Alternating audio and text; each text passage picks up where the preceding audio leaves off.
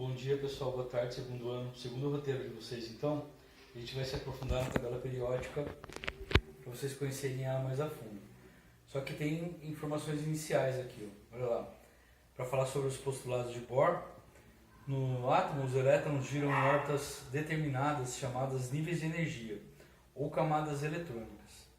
Enquanto giram em determinada órbita, os elétrons não irradiam energia. Em cada órbita, os elétrons têm uma quantidade de energia permitida. Quanto mais próximos estiverem do núcleo, menor a energia dos elétrons em relação ao núcleo. Quanto mais afastados, maior a energia em relação ao núcleo. Os elétrons podem passar de uma órbita para outra. Para que passe de uma órbita para outra mais próxima do núcleo para uma mais afastada, é necessário absorver energia. Quando os elétrons passam de uma órbita mais afastada para outra mais próxima do núcleo, há liberação de energia. Veja as figuras a seguir. Então olha lá, ó. Eu tenho o núcleo, o elétron ele vai passar por uma camada depois, mais afastada do núcleo, e vai absorver energia. Agora para ele voltar para o elétron voltar para uma camada mais próxima do núcleo, ele vai liberar energia. Então mais afastada do núcleo, mais próxima do núcleo, certo? E aqui então, camadas eletrônicas em volta do núcleo. Então eu tenho 7 camadas eletrônicas, 1, 2, 3, 4, 5, 6 e 7, nomeadas por K, L, M, N, O, P e Q. E o nível de energia, a primeira, que é a K, que é logo depois do núcleo, tem um elétron. A L tem 2 elétrons, energia 1. A L, energia 2, 8 elétrons. E assim por diante. Então, o que é um elemento químico? Define-se elemento químico como um conjunto de átomos que apresentam no interior do seu núcleo a mesma quantidade de prótons, ou seja, átomos com o mesmo número atômico. Característica representada pela letra Z.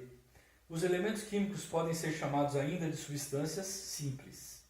Então, todo mundo que vai estar lá na tabela periódica é uma substância simples.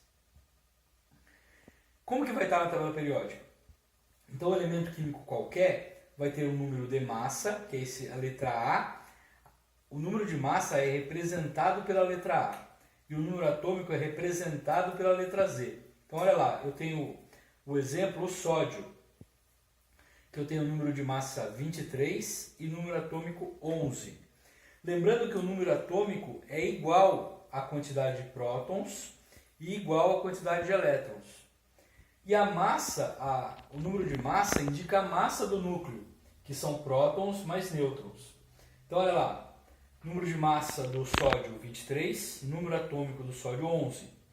Então vamos descobrir agora o número de nêutrons. O número de nêutrons vai ser a massa menos o próton.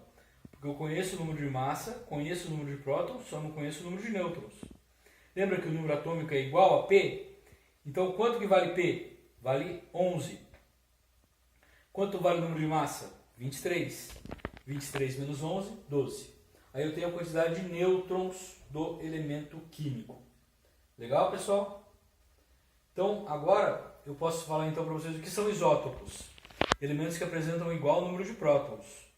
Isóbaros, elementos que apresentam igual número de massa. E isótonos, elementos que apresentam igual número de nêutrons. E aqui eu tenho o exemplo hidrogênio, que todos eles têm o mesmo número de prótons.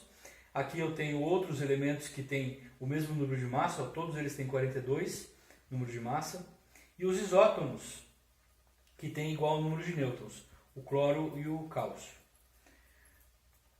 Agora a tabela periódica.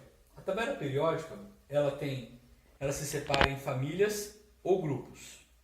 Existem 18 famílias, de 1 até 18 aqui, ó.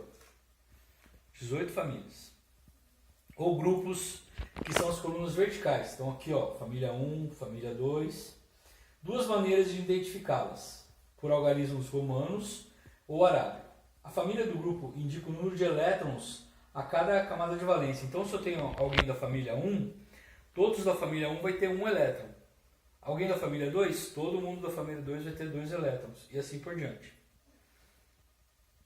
Então, qual é o nome de cada uma dessas famílias? A família 1 chama-se metais alcalinos e fazem parte lítio, sódio, potássio, rubídio, césio e frâncio. Eu tenho a família 2A, que são os metais alcalinos terrosos, que fazem parte berílio, magnésio, cálcio, estrôncio, bário e rádio. Tenho a família 3, que é a família do boro, boro, alumínio, galho, índio, tálio e trio.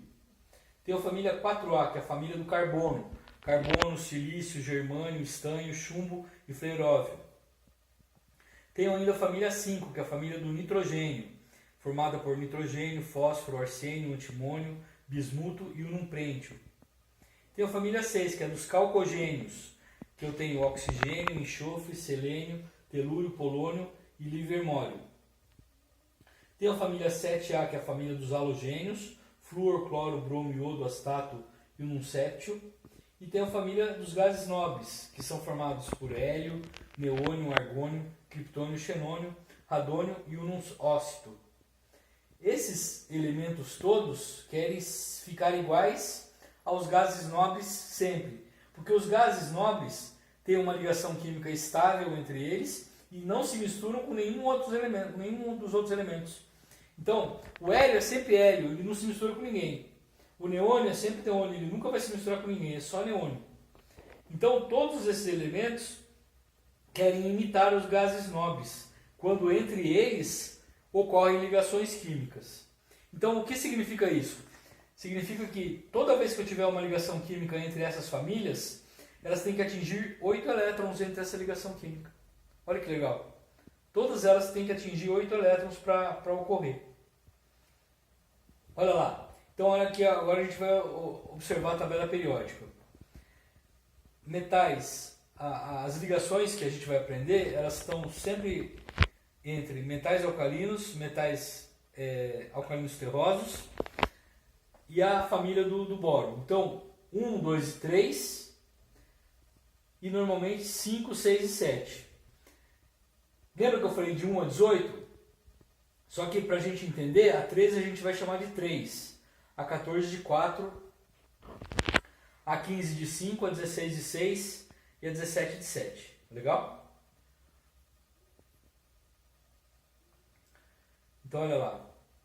Ainda tenho também a família dos metais de transição, que daí eu tenho os metais cobre, zinco, escândio e assim por diante, que fazem parte da família ou grupo dos elementos de transição, que são 8 famílias do grupo B. Esses que a gente viu inicialmente eram do grupo A.